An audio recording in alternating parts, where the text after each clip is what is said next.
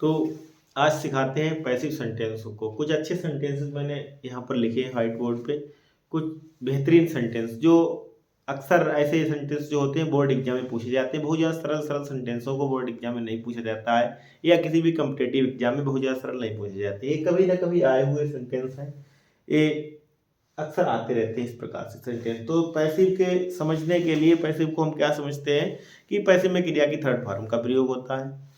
Passive में by लगाते हैं। कुछ ऐसे शब्द हैं जिनके बाद बाई का प्रयोग नहीं होता है, वो भी शब्द है, लेकिन अक्सर बाई का प्रयोग होता है। क्रिया की थर्ड फॉर्म का प्रयोग होता है। कर्म को कर्ता और कर्ता को कर्म बना देते हैं, और एक पैसिव चार्ट का प्रयोग होता है। वो सब आशा करता हूँ कि आपको पता होगा। अगर पता होगा तभी ये सेंटेंस समझ में आएंगे, वरना नहीं आ पाएंगे समझ में, क्योंकि यहाँ पर मैं केवल सेंटेंसों को ही समझाने जा रहा हूँ, लेकिन इम्पोर्टेंट है।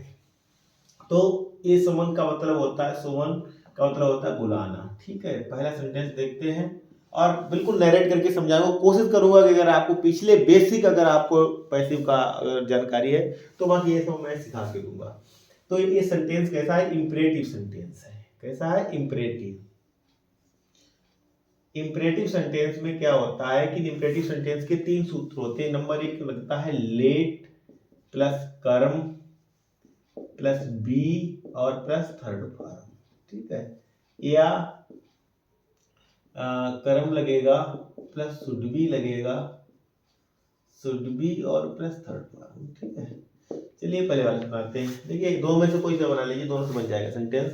तो सबसे पहले क्या है, और इसका मतलब होता है आग बुझाने वाली गाड़ी। ठीक है, तो आग बुझाने वाली गाड़ी, फायर ब्रिगेड। तो इसे हम पहले लिखते हैं। तो सबसे पहले सूत्र कह रहा है आपका लेट लगाइए, तो मैंने सबसे पहले लेट लगा दिया। ठीक है, अब सूत्र कह रहा है कर्म लगाइए, कर्म ही आ जाएगा, फायर ब्रिगेड। ठीक है, और सूत्र कहता है बी लगाइए, और मैंने बी लगा दी, और फिर सूत्र कहता है आपकी थर्ड फॉर्म लगा दीजिए। तो इसमें ईडी का प्रयोग हो जाएगा, समोनिक। ठीक है, अब सेंटेंस आपका बन करके तैयार है। तो जरा सा धैर्य बना करके रहिए और समझ में आएगा, इस बात की गारंटी है। Let him to leave the room. देखिए सेंटेंस थोड़ा टफ है। Let him to leave the room, तो सॉरी लेट हिम नहीं लिखा है, टेल हिम लिखा है। ठीक है, तो tell him to leave the room, मुझसे कहिए कि कमरा छोड़ दे। एडवांस का मतलब तुरंत कमरा छोड़ दे। तो इसमें देखिए सबसे पहले अब ये भी उसी का सेंटेंस, उसी का वाक्य है जो मैंने इंपरेटिव वाला है बताया, इसी का है। ये भी आज्ञावाचक ही है, ये आज्ञावाचक नहीं, इंपरेटिव सेंटेंस। ठीक है, तो आज्ञावाचक है। तो इसमें लगाएंगे सबसे पहले लेट और हिम, और लेट के बाद मैंने बताया था बी का प्रयोग हो जाएगा, और अब इसकी थर्ड फॉर्म लग जाएगी, क्योंकि बी के बाद थर्ड फॉर्म का प्रयोग हुआ था, और यहाँ पर भी हो जाएगा। तो let him be told, told अब पूरा लिख देंगे, टू लीव द रूम और एट वंस। ठीक है, ये भी आपका बन करके तैयार है। दूसरा देखते हैं, they close shops at 8 PM। तो दे का प्रयोग का मतलब है कि जितने भी शॉपकीपर हैं सारे लोग जो है 8 o'clock को जो है सारे शॉपकीपर अपनी दुकानों को क्लोज कर देते हैं। तो इसमें प्रेजेंट इंडेफिनिट का दे क्लोज मतलब बंद करते हैं, शॉप्स का मतलब दुकानें। तो अभी इसमें कर्म दिखाई दे रहा है, तो मैं कर्म इधर ले आऊंगा, शॉप्स, शॉप्स। अब बहुवचन है, और प्रेजेंट इंडेफिनिट में एस फर्स्ट फॉर्म का क्या हो जाएगा, इजारन हो जाएगा, और शॉप्स के साथ क्या लगेगा, आर, क्लोज्ड, क्लोज्ड। ठीक, एट कितने हैं, 8 PM। अगर आप लिखना चाहे बाय नेम तब लिख सकते हैं, और ना लिखना चाहे तब भी कोई बात नहीं है, अननेसेसरी वर्ड्स की कोई जरूरत नहीं है। तो shops are closed at 8 PM, दुकानें 8 बजे बंद हो जाती है। हु टीच यू इंग्लिश, ये हु जो होता है वो स्वयं में जो है, हु टीच यू, तो हु स्वयं में जो होता है क्या होता है कि सब एक वचन करता होता है। ठीक है, एक वचन करता, और इसका पैसिव जो बनता है तो बाई हुम हो जाता है। ठीक है, तो इसका बाई हुम हो जाएगा। तो यहाँ पर क्या लगाएंगे, बाई हुम। तो बाई हुम लगा देंगे सबसे पहले, और बाई हुम के साथ, और एसीआईएस है, एसीआईएस को अगर मैं करता यू बनाऊंगा, इंग्लिश से भी बन जाएगा, इससे भी जाएगा, उसमें 2 ऑब्जेक्ट है। तो बाई हुम आर यू। ठीक है, क्योंकि यू की वजह से मैंने आर का प्रयोग, एसीआईएस में इजारम का प्रयोग हो जाता है। तो इसके साथ यू के साथ आर लगेगी, तो by whom are you teach का हो जाएगा टाट, टाट बाई हूम आर यू टाट आधा हो जाएगा इंग्लिश। ठीक है, तो इस तरीके से इंट्रोडक्शन लिख देगा, बन जाएगा वाक्य। अगला है did the Hunter shoot the line.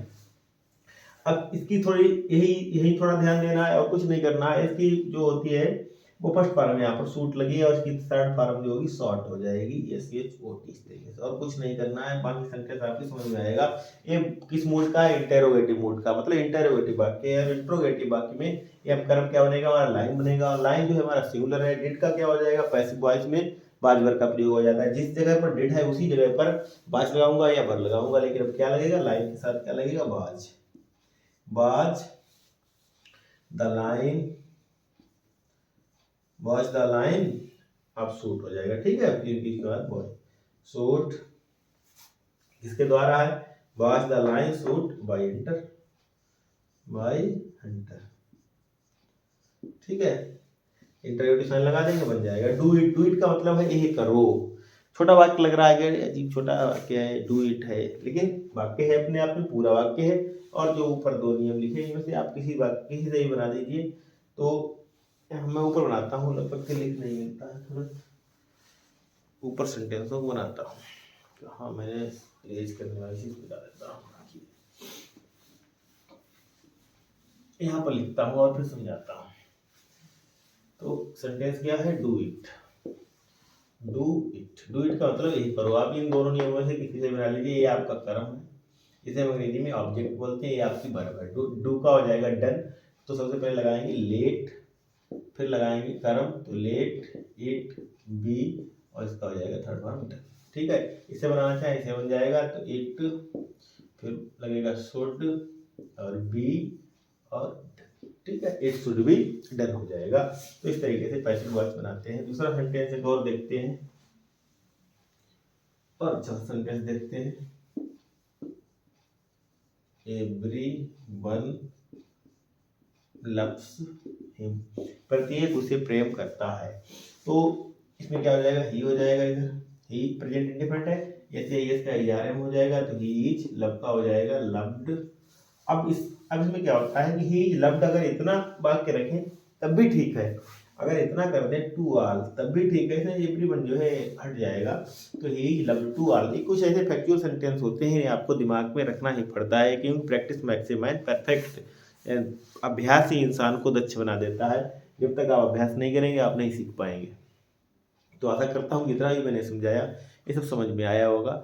एक सेंटेंस और समझा देते हैं कि आई नाउ हिम वेल। ये सेंटेंस अच्छा है, हाई स्कूल लेवल पर अक्सर आता है। आई नाउ हिम वेल, मैं उसे अच्छी तरीके से जानता हूँ। तो नाउ के बाद क्या होता है? नाउ और ओब्लाइज, इनके बाद जो है क्या होता है? टू का प्रयोग होता है, बाई का प्रयोग नहीं होता है। तो इसमें यहाँ पर आ जाएगा, तो ही प्रेजेंट इंडिफरेंट है, तो ही इज, और ये क्या है? वर्ब की विशेषता बता रहा है, तो ही इज वेल नोन हो जाएगा, ही इज वेल नोन। नोन और टू मी होगा, इसके बाद बाई का प्रयोग नहीं होता है, तो he is well known to me. Thank you for watching.